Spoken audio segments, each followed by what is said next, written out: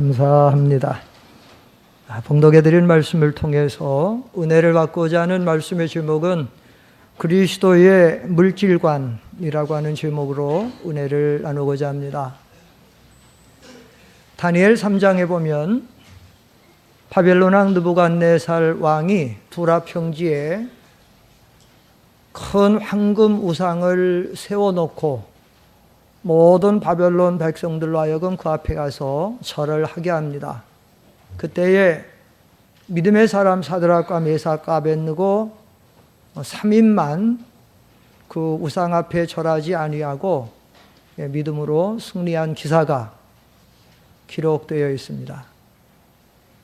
이 다니엘서는 구약 성경에서 특별히 에스겔서와 함께 예언서에 속하는 성경인데, 이 말세에 어떠한 형태가 될는지를 보여주는 말씀입니다. 바벨론 나라는 이 세상 나라를 가리키죠. 요한계시록에 보면 말세 마지막 세상을 바벨론이라고, 요한계시록 17장, 18장, 19장에 계속해서 바벨론이라고 말하고 있습니다. 바벨론의 느부갓네살 왕은 마귀 사탄을 가리킨다고 하면 그 황금 우상은 말세에 사람들이 돈을 우상화하고 돈에 굴복을 당하고 돈을 따라 타락할 것을 가리키는 말씀입니다. 예수님께서도 말세장에서 인자의 때에는 노아의 때와 같이 되는데, 노아의 때에 된 것처럼 사람들이 먹고 마시고 사고 팔고 심고 집을 짓고 전부 물질주의입니다. 예수님의 경고를 우리가 등한히 하면 안 돼. 노아의 시대같이 먹고 마시는 거 물질 문제 아닙니까? 사고 팔고 물질 문제입니다. 심고 집을 짓는 거 물질 문제입니다. 그리고 노아의 시대의 대표적인 또 하나의 죄는 시집가고 장가가고 정당하지 못한, 그러니까 노아의 시대의 대표적인 죄가 이렇게 물질과 성적인 타락, 향락주의로 나갔는데, 사도 바울도 말세를 가리켜서 그것을 경고하고 있어요. 때가 이르면 고통하는 때가 이르리니 사람들이 자기를 사랑하되 돈을 사랑하고 쾌락 사랑하기를 하나님 사랑하는 것보다 더하여 그래서 고통하는 때가 이를 것이라고 디모데후서 3장 2절에 말씀하고 있습니다.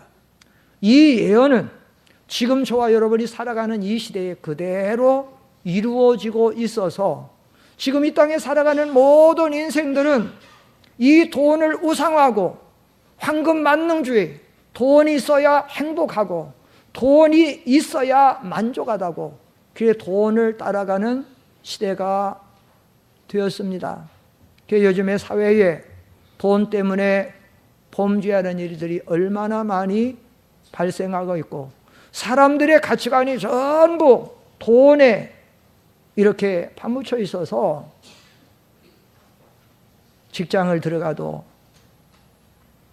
돈 많이 주는 직장, 사업을 해도 어떻게 해야 돈을 많이 벌까, 결혼을 해도 누가 경제력이 있고 누가 좀 돈 많은가. 이건 문제가, 믿지 않는 불신자들은 당연하지만 문제는 뭐냐, 하나님을 믿는 그리스도인들도 이런 물질관의 이 가치관이 잘못돼서 오늘날 신앙생활들을 바로 하지 못하는 사람들이 많다는 것입니다. 그래서 우리가 이 마지막 때에 이 성공적인 신앙생활하고 하나님의 은혜와 복을 받는 행복한 삶을 살려면 이 물질관이 바로 되는 게 굉장히 중요해요. 왜냐하면 지금은 물질이 우상화되기 때문에 이 물질에 대한 바른 가치관을 갖지 못하면 우리 신앙생활이 크게 실패합니다. 그래서 지금도 이 물질관이 바로 돼 있지 못해서 주일날도 돈 벌어야 잘 먹고 산다고 직장에 나가는 사람, 사업장에 가는 사람, 또 신앙생활에도 직장 하나 잡아도 내가 좀 보람 있고 주일 잘 지킬 수 있는 직장, 사업장을 이렇게 해야 되는데 그렇지 못하고 결혼관 모든 것까지 해서 우리 말세를 살아가면서 이 물질관에 대한 바른 가치를 가지고 우리가 신앙생활해야 될 줄 압니다. 오늘 여기 성경에 보면 이 사도 바울은 우리에게 그저 이 물질관에 대해서 아주 쉽게 성경에 그대로 우리에게 가르쳐주고 있는데, 우리 그리스도인들이 가져야 될 물질관은 뭐냐? 첫째로 모든 인생은 빈손 들고 왔다 빈손으로 간다라고 하는 사실을 알아야 됩니다. 여기 7절에 보면 우리가 세상에 아무것도 가지고 오지 않았으니 또한 아무것도 가지고 가지 못한다. 공술의 봉수고, 욥기서에도 있는 것처럼 적신으로 왔사온즉 벌거벗은 몸으로 왔다 벌거벗은 몸으로 가는 것이 우리 모든 인생들이다. 요즘에 우리나라는 뭐 금수저, 흙수저, 요즘 그런 좀 사회적인 그런 얘기들이 많이 나오는데, 하나님은 공평하신 하나님입니다.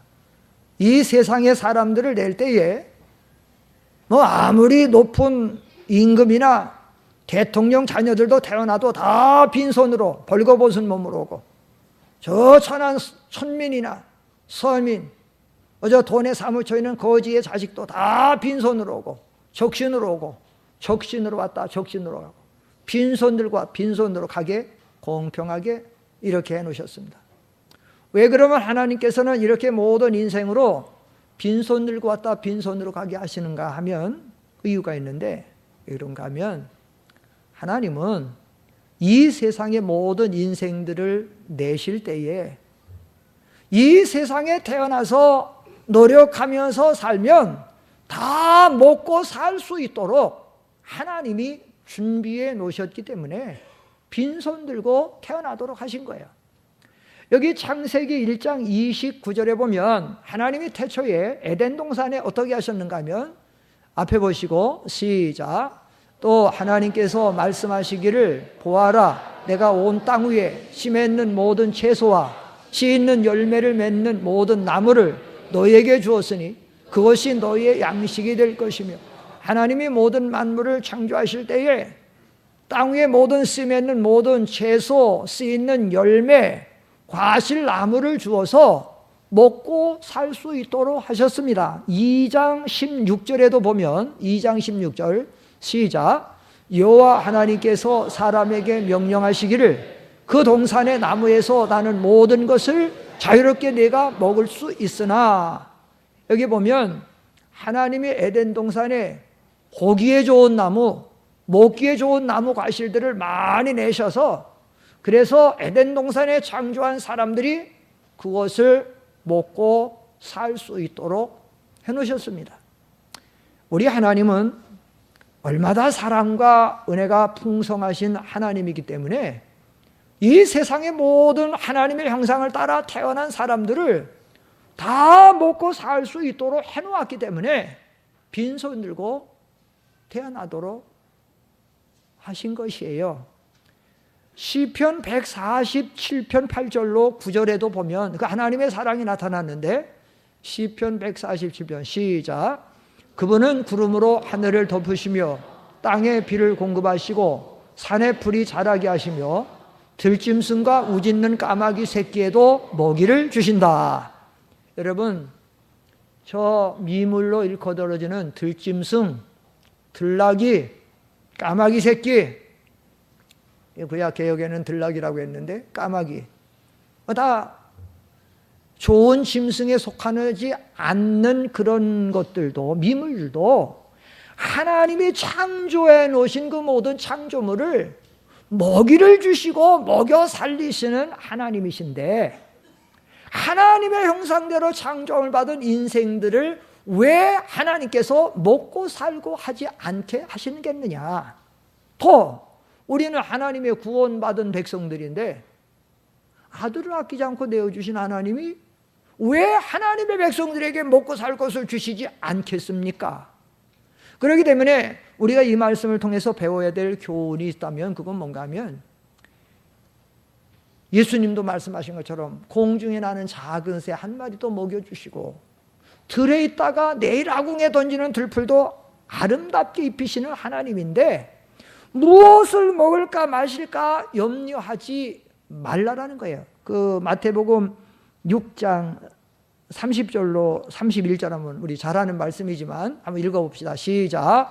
오늘 있다가 내일 아궁이에 던져지는 들풀도 하나님께서 이처럼 입히신다면 하물며 너희는 더 잘 입히시지 않겠느냐. 믿음이 적은 자들아, 그러므로 무엇을 먹을까, 무엇을 마실까, 무엇을 입을까 하면서 걱정하지 말으라.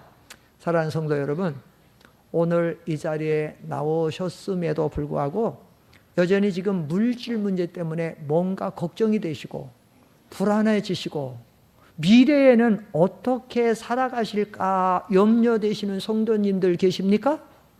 그렇다라고 하면 이 말씀을 믿으시기를 축원합니다. 이 말씀을 믿어야 돼요. 하나님은 그 지난번에도 읽었지만 히브리 13장 5절에 돈을 사랑하지 말고 있는 바를 족한 줄로 알라라. 그가 과연 우리를 버리지 아니하시고 그가 과연 우리를 떠나지 않는다.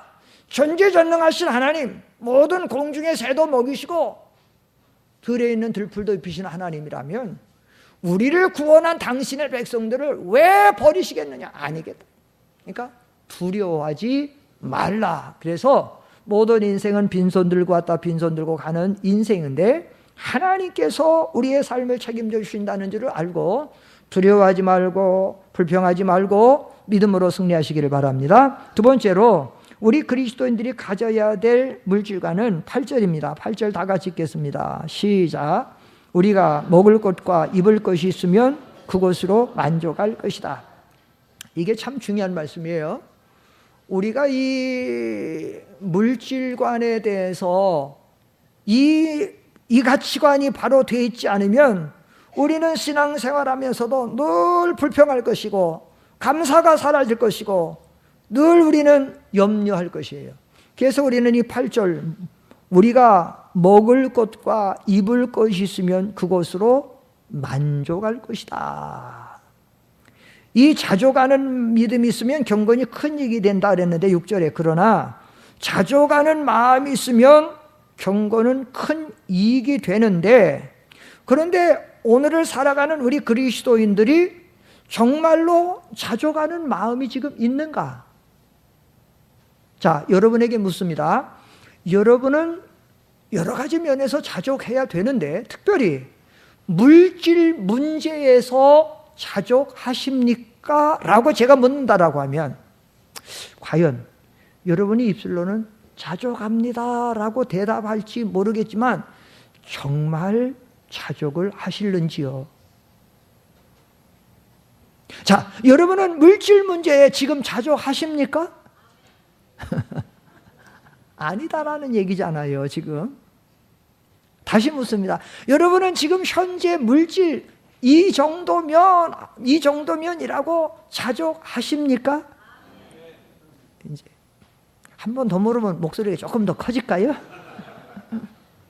자, 여기서 사실은 지금 대답도 작지만 왜 그런가?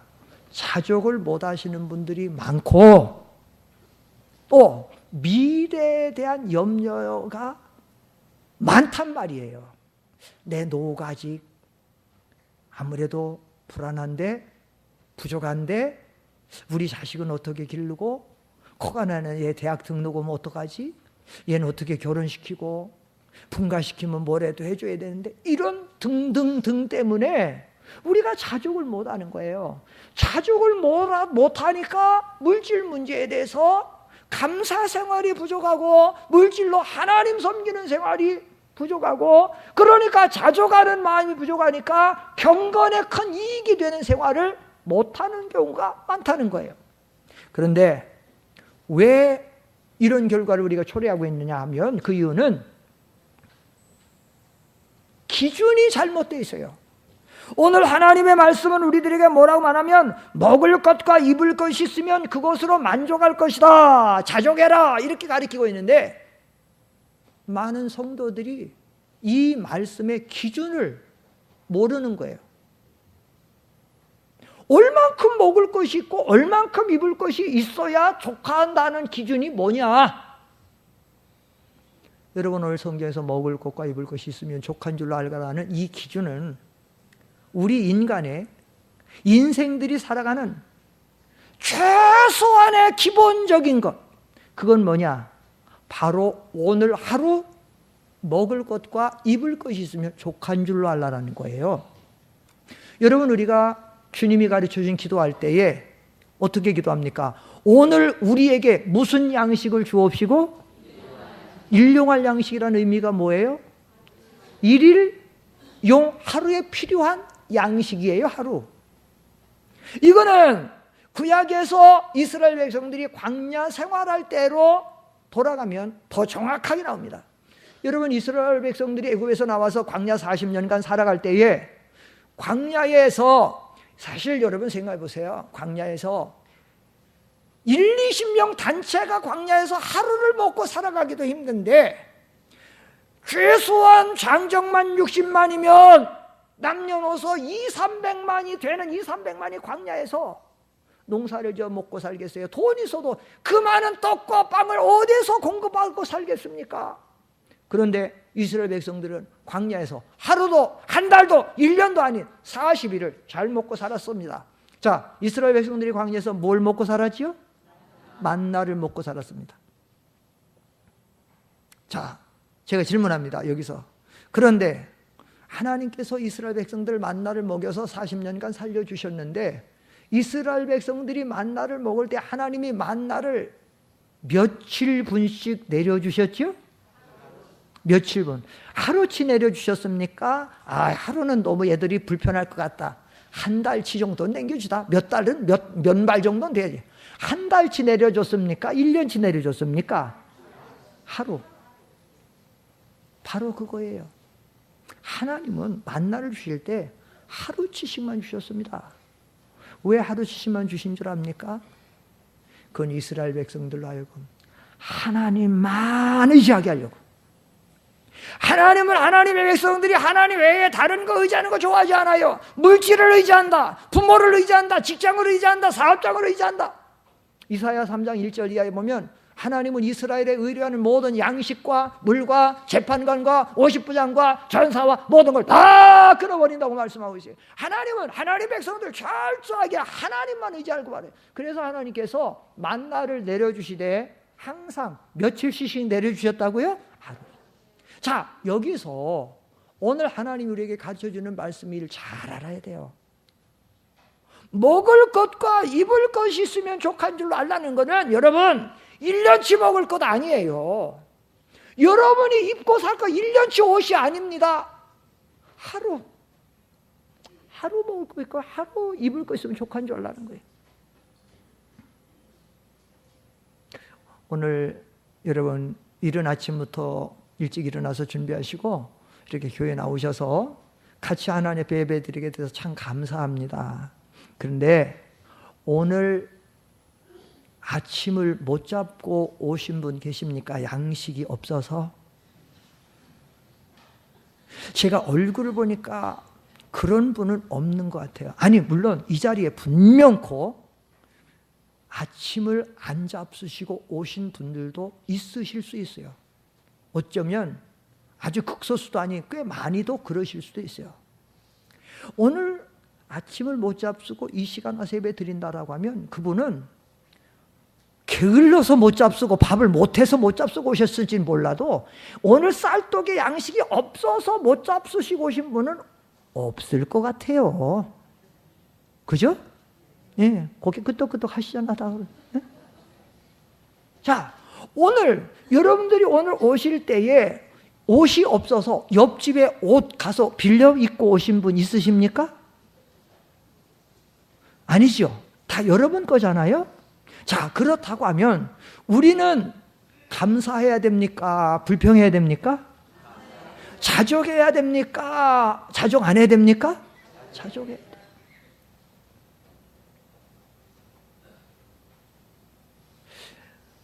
제가 선교하느냐고요.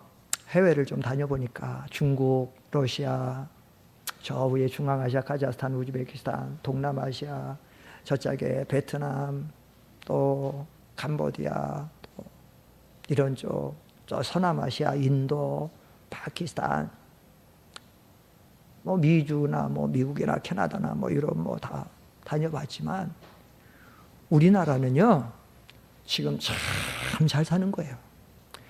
외국에 이런 데 안 가보신 분들이 굉장히 우리의 삶을 불평하시는 분들이 많은데, 사실 우리나라 여러 가지 면에서 정치, 경제, 여러 가지 살아가는 주거 환경들, 제가 일본도 여러 번 다녀왔는데, 사경에 인도하고 세미나 인도하고 이런 등등 했는데, 일본 같은 데 가면은요, 집이 7평, 9평, 11평대 집이 굉장히 많아요.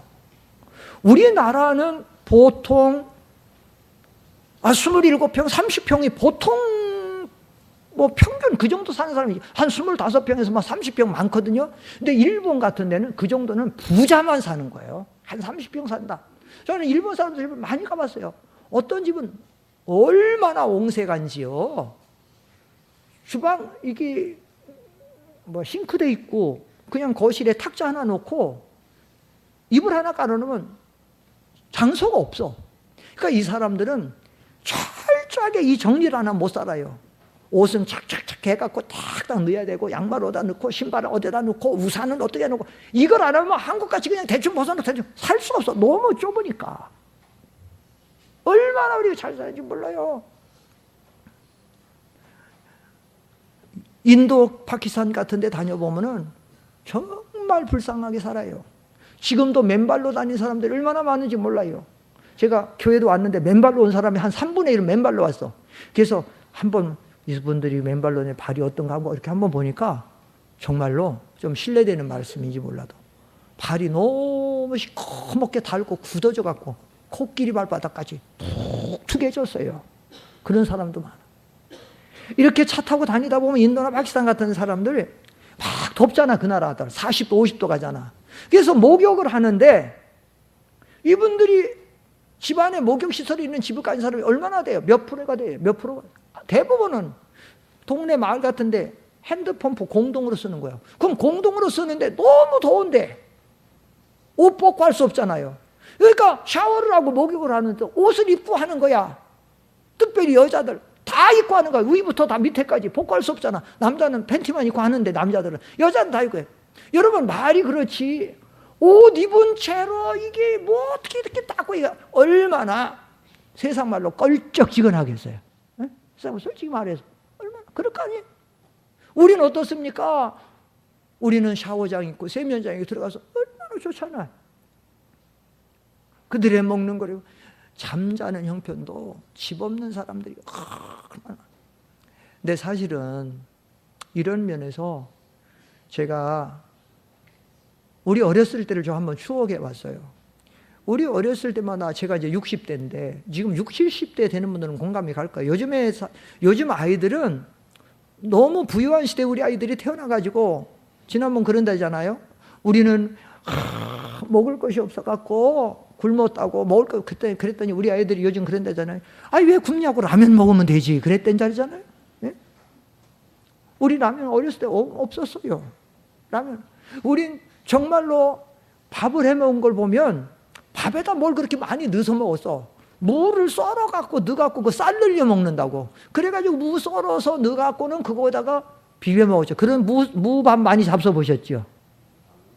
또 감자도 많이 넣고 고자하고도 넣고. 그래도 그건 좋은 거야. 그것만 해도. 어떤 사람 하루에 2끼 먹는 사람, 한 끼 먹는 사람도 많았어요. 옷은 뭐 좋은 거 입었나요? 요즘같이 뭐 이렇게 오리털 잠바 뭐 이런 거 입고 있었나요? 형편없는 거 입었지요. 신은 고무신 신고 다니는데 비 올 때 고무신 신고 나가보세요. 비포장도에 흙에 뚝 빠지면 발만 쑥 빠져나오고 신은 발톱해서 그럼 다시 거기 속에서 신발 빠내가지고, 그러니까 몇 번 가면 못 가니까 아예 학교 같은 거 할 때 고무신 그냥 아예 들고 가는 거예요. 들고 가는 거예요. 가방이 있습니까? 보재기에 뚜를 맞아서 이렇게 이제 이렇게 해갖고 대각선으로 메고 그렇게 다니는 그런 추억이 있죠. 우산은 무슨 우산이 있어요? 그냥 무슨 무슨 뭐 같은 거 있으면 머리만 만든 그렇게 다니는 거예요. 응? 지금이야 보일러 잘 돼 있지만 우리 어렸을 때 저녁에 군불이나 떼고 잔다고 하면 요즘에는 이불들이 얼마나 좋아요. 우리 때 어릴 때 그 이불 감이 그게 내가 하지만 정확히는 몰라. 이름만 우리 어렸을 때 광목인지 뽀뿌링인지 하여튼 그거 있었어. 그거 뭐예요? 그 이불 그 이렇게 이불 한 거 그거 뭐예요? 그 노인들도 여자 할머니들 우리 권사님들 그게 광목이요 뽀뿌링이요.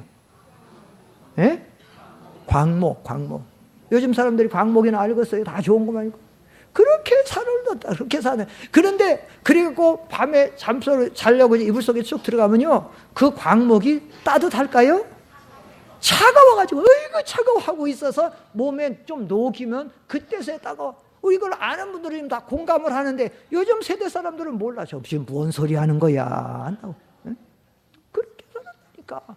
지금 얼마나 지금 좋습니까? 얼마나 좋아요. 우리가 이 물질 문제에서 우리가 이 신앙생활을 잘 하려면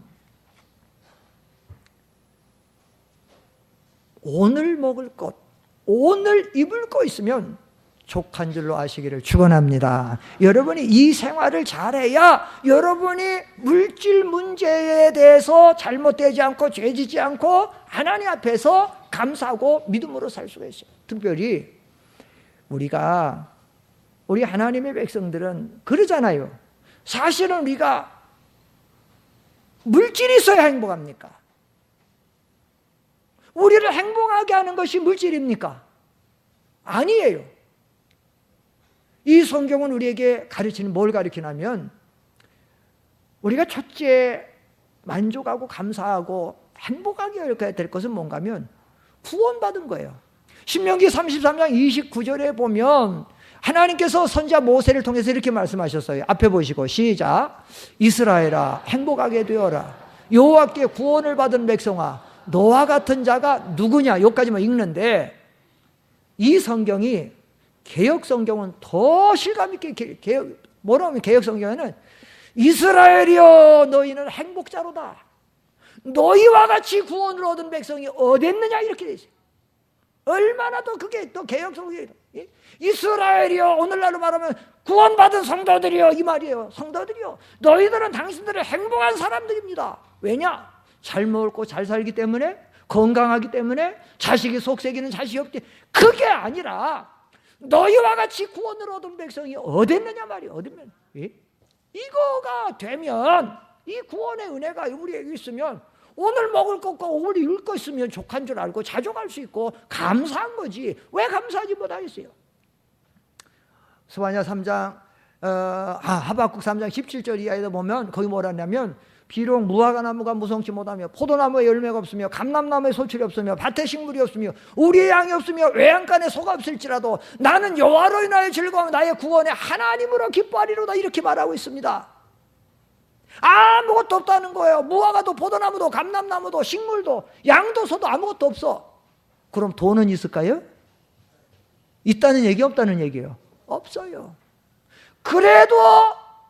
그래서 불평한다 그랬어요? 아니잖아. 뭐라 그랬어요? 나는 누구로 인하여 기뻐하며? 하나님으로 인하여 기뻐하며. 나의 구원의 하나님 두 가지야. 하나님과 구원 때문에 기뻐한다는 겁니다. 그러니까 우리가 이런 신앙이 확립되어져야 물질 문제 때문에 우리가 낙심하지 않을 수 있어요. 또한 우리가 알아야 되는 거 있어요.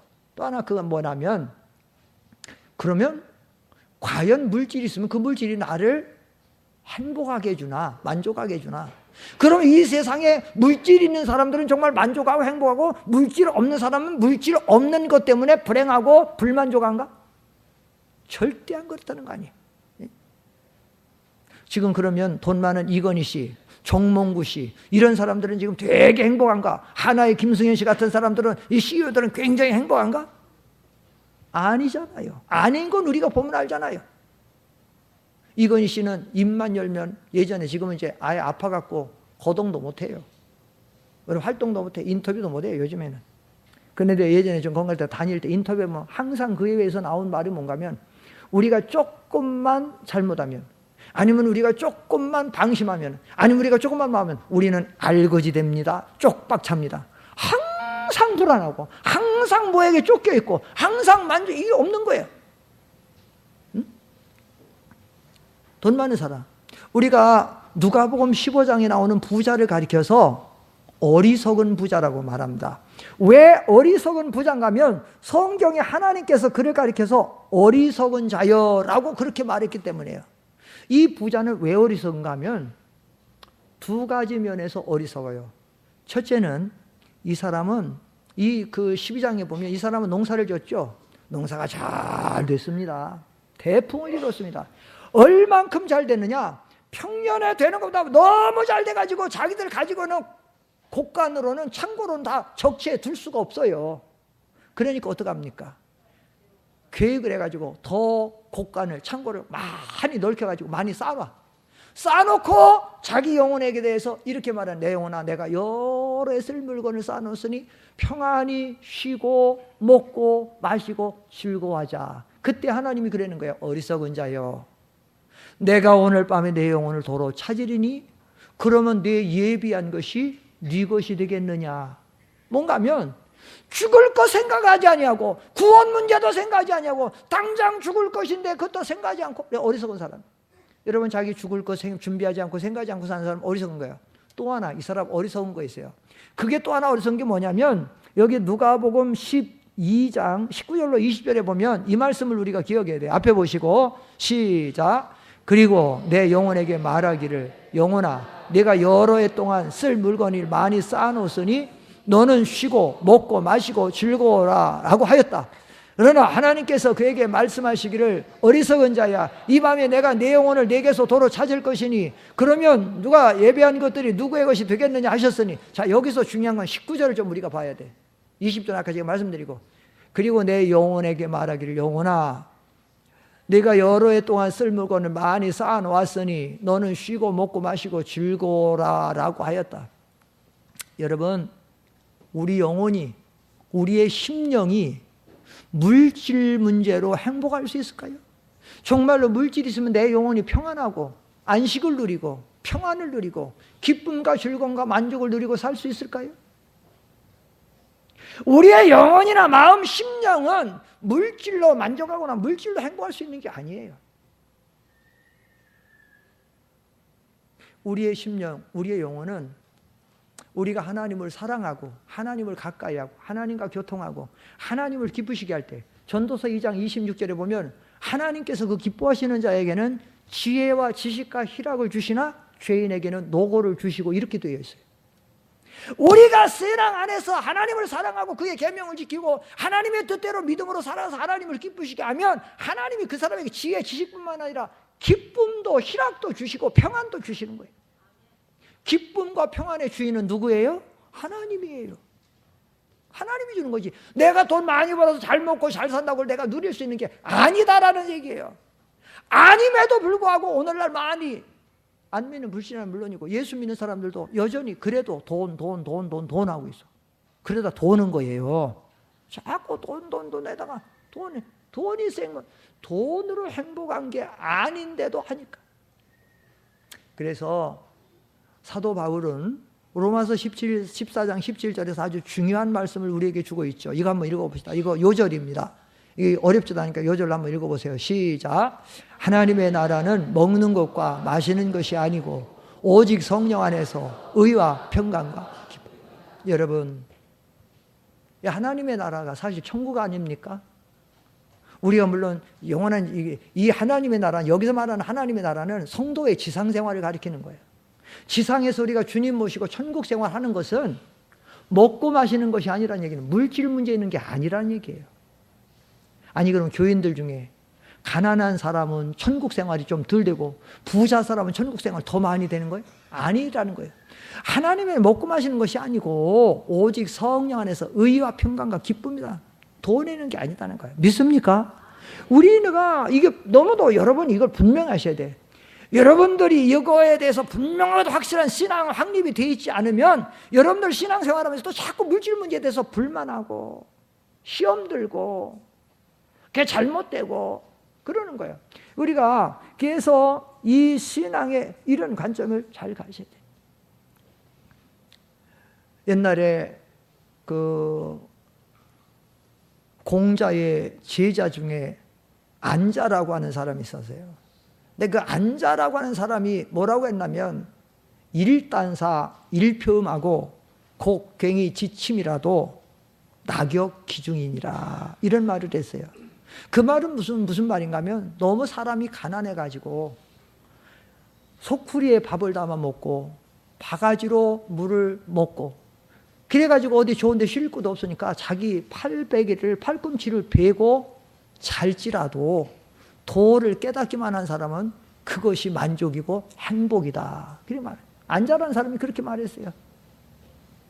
여러분, 공자나 맹자나 노자나 안자, 이런 사람들은 도를 가지고 사는 사람들이에요. 이 도는 사실 진리가 아니에요. 그런 사람들도 어려워도 도 하나 깨달으면 거기에 만족 있고 행복 있다라고 말하는데, 우리는 예수님의 십자가의 보혈로 부활로 구원을 받은 하나님의 백성들, 지난 주일날 우리가 말씀 받은 것처럼 하나님이 우리와 함께 하시고 우리 죄를 용서하시고 우리로 인하여 기쁨을 이기지 못하여 하시고 우리를 여전히 사랑하시는데, 우리가 하나님의 믿는 백성들이 왜 돈이 조금 어지러우면 좀 부족하면 막 불평하고 낙심이 되고, 돈에 대해서 혈안이 되고, 돈이 있어 행복한 줄 알고, 이거는 얼마나 잘못된 것이 아닐까. 세 번째, 우리 그리스도인들이 가져야 될 물증한 세 번째는, 제가 4가지 대지 중에서 3가지, 이 세 번째 조금 하고 일단 마치고 오후에도 계속할 겁니다. 이 물질관이 상당히 중요하기 때문에. 세 번째는 돈을 사랑함이 일만하게 뿌리가 된다는 사실을 알아야 돼. 자, 여기 10절을 다 같이 읽어봅시다. 10절 시작. 돈을 사랑하는 것이 모든 악의 뿌리니 어떤 이들은 돈을 사모하다가 믿음에서 떠나 많은 고통으로 자기를 찔렀다. 돈을 사랑하는 것이 악의 뿌리라. 돈 사모다가 망했다. 한마디로 말하면 9절에도 똑같아. 그러나 부하게 되려는 자들은 유혹과 올무와 여러 가지 어리석고 해로운 욕심에 떨어지니 이런 것들이 사람을 파멸과 멸망에 빠지게 한다.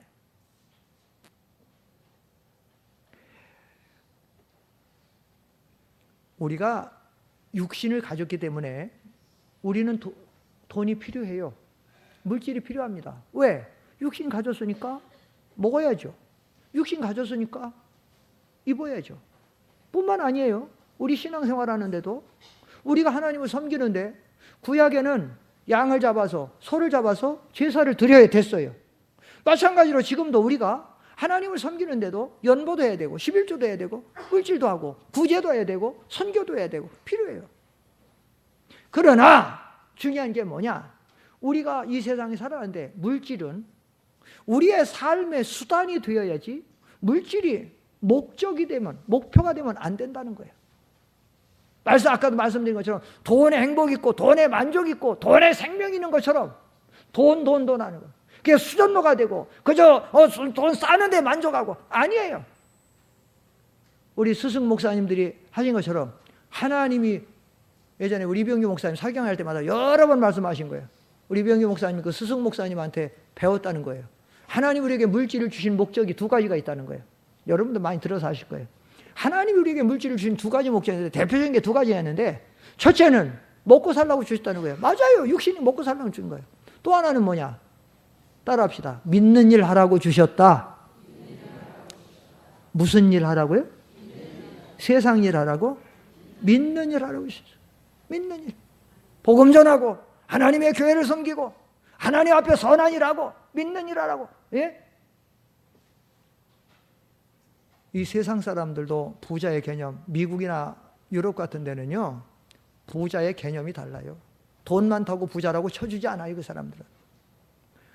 자기가 가지고 있는 부를 다른 사람을 위해서 선행을 베풀고 다 사회와 이웃과 그 모든 것을 위해서 사용하는 사람을 부자라고 해야지, 돈만 많다고 부유하지 않아요. 그 빌 게이츠 같은 사람들, 워런 버핏 같은 사람들, 그 사람들은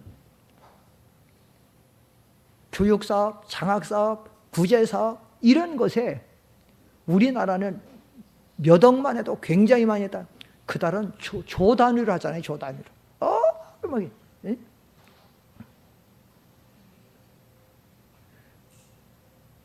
얼마나 그 사람들이 보람이 있을까요? 물질을 그렇게 했으면. 자기만 움켜쥐고 세상에 그렇게 가지고 세상 것만 찾아가면 그렇게 되니까 사람이 부정하게 돼 있고요. 또 사람들이 그런 가치관을 갖게 되니까 돈을 벌기 위해서는 수단과 방법 가리면 부정부패를 할 수밖에 없고 타락할 수밖에 없고. 요즘에는 여러분들이 말세지 말이 돼서요, 정말로 끔찍한 사건들이 너무 많이 일어나니까 이제 웬만한 소식만 들어도 뭐 해도 눈 하나 깜짝 안 해. 요즘에는 우리 어렸을 때는 누가 누구를 죽였다더라. 그런데 만약에 누가 자기 형제를 죽였다고 하든지 아니면 자기 어머니나 아버지를 죽였다라고 하면 이거는 전국이 발칵 뒤집히는 거예요. 전국이 발칵 뒤집히는 거 막 뉴스가 돼갖고 몇 달씩. 근데 요즘에는 아버지 죽였다, 어머니 죽였다, 남편 죽였다, 아내 죽였다. 텔레비에 보면 또 하나 죽었구나. 그런 시대예요. 그런데 한 10년 전에요, 우리나라에 내가 이 돈에 대한 거 요거 하나 하고 마치려고 하는데 저는 오후에 계속해야 되니까. 어민숙이라는 여자가 있었는데 이 사람이 돈에 세상말로 말하면 환장한 사람이에요. 어떻게 했느냐, 보험 들어놓고 자기 남편 약 먹여서 잠들게 해놓고는 바늘, 피늘로 두 눈을 찔러가지고 실명하게 만들었어. 그래갖고는 보험 타먹었어. 그리고 얼마 있다가 나중에는 그 사람을 죽였어, 남편을. 두 번 타먹는 거죠. 죽었으니까 사망보험 사고. 먼저는 찔러서 상해보험 사고 두 번은 죽여놓고 사망. 그래놓고 재혼했어요. 똑같이 재혼한 남편도 약 먹여서 잠들게 해놓고는 바늘 핀으로 찔러갖고 실명시켜서 상해보험 타고 얼마 있다 또 죽여서 사망보험 타고. 그걸로 끝나지 않았어요. 돈을 살아가면 일만하게 뿜이르게 되고 부활이 하는 자는 여러 개 올무하는데 자기 어머니에게 보험 들어놓고 어머니까지도 약을 먹여 잠들어 놓고 두 눈을 다 실명을 시켜놨어. 세상이 자기 어머니까지. 두 남편이 그래요. 어머니는 죽이진 않았어. 어머니는 자기 오빠도 해가지고 오빠의 눈도 실명시켜, 약 먹여. 그리고 오빠는 화상까지 있게 해놓고 죽이진 않아. 자기 가족 죽이진 않았는데 둘 다 어머니도 오빠도 실명. 그래놓고 자기 집 세대로 살던 사람들 집주인은 불사질러 죽었어. 세 사람 죽고 네 사람은 실명시켜. 나중에 붙잡혀갖고 다 발각이 됐어요. 그것도 형사가 취조하다가 그 집으로 전화를 했는데 처음엔 전혀 그 생각 안 하고 전화를 했는데 그 집에서 동생이 전화를 받고는 동생이 한마디 한 게 실마리게 돼서 발견하는. 뭐라고 전화를 했더니 형사가 전화했더니 뭐라 말하면 근데 이상한 것은요, 이상하게 우리 누나 주변에 있는 사람은 죽든지 소경이 되든지 이상해. 이 한마디에 형사 야 이거 뭐가 있다. 이게 발견돼. 자, 왜 이런 비유까지 제가 말씀드렸냐. 성경이 얼마나 정확합니까? 돈을 사람 모든 악의 뿌리가 되고 부활하는 자들은 유혹과 올무에 걸려서 파멸과 멸망에 빠지게 한다. 많은 고통으로 자기를 찔렀다. 여러분 성경에도 보십시오. 가룟 유다가 돈을 사랑해서 스승 예수님 팔아먹어. 아가니가 돈을 사랑해서 여리고 성 무너뜨리는 하나님의 영광을 돌리는데 금덩어리하고 신화선 외투 갖다 심겨가지고 자기 가족까지 다 죽여. 자기 때문에. 아나니아 삽비라 교회가 은혜 가운데 성장하는데 하나님의 성령을 속여가지고 부부가 죽어버려. 발람이 가지 말라고 하는 발락 왕회를 갔다가 이스라엘 백성은 죽여버려. 게하시는 돈 사랑해가지고 엘사 선지자에 속였다가 게하시의 그 나만의 문둥병이 들어. 이런 일들도 성경에 많아요. 성경.